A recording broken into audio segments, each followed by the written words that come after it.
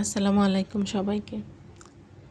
জীবনের অর্ধেক সময় পার করে দিয়েছি মানুষ কি বলবে, মানুষ কি বলবে এগুলা চিন্তা করতে করতে।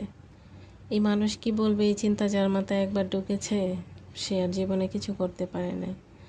জীবনে অনেক ইচ্ছা চাওয়া পাওয়া সবই মানুষ কি বলবে এই চিন্তার চাপে পড়ে মরে গিয়েছে।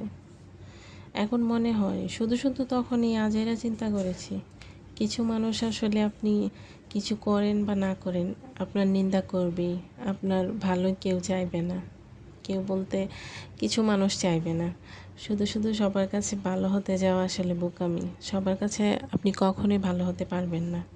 কিছু কিছু মানুষ আপনার আপনার নামে আপনার পিছনে বদনাম করেই যাবে।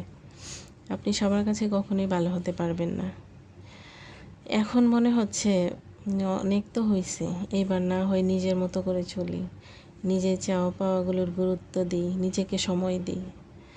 দিন দিন তো জীবন জটিল হতেই চলেছে, তো জটিল হবেই।